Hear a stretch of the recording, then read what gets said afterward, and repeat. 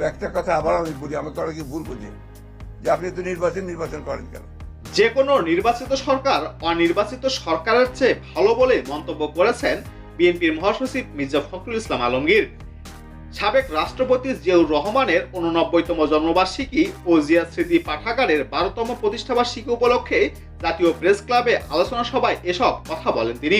মির্জা ফখরুল ইসলাম আলমগীর বলেন, দেশের বর্তমান অস্থিরতা নিয়ন্ত্রণ করতে হলে ধৈর্য ধরতে হবে। আমরা ন্যূনতম সংস্কার শেষে নির্বাচন চাই।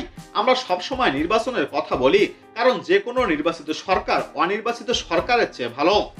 তিনি বলেন, এই মুহূর্তেই সব পাল্টে দেব, সেটা হয় না। দেশের বর্তমান অস্থিরতা নিয়ন্ত্রণ করতে হলে ধৈর্য ধরতে হবে। প্রত্যাশা অনেক থাকলেও আমাদের ধৈর্য নেই, তাই এমন কিছু করব না যাতে করে নৈরাজ্যের সৃষ্টি হয়। বিএনপির মহাসচিব পড়াশোনা ও জ্ঞান চর্চার ওপর গুরুত্ব দেন। সোভিয়েত ইউনিয়ন ও চীন সহ বিভিন্ন দেশের বিপ্লবের পর রাজনৈতিক সামাজিক পরিস্থিতির কথা তুলে ধরে তিনি ছাত্রদের ধৈর্যের সঙ্গে বর্তমান পরিস্থিতি মোকাবিলারও পরামর্শ দেন।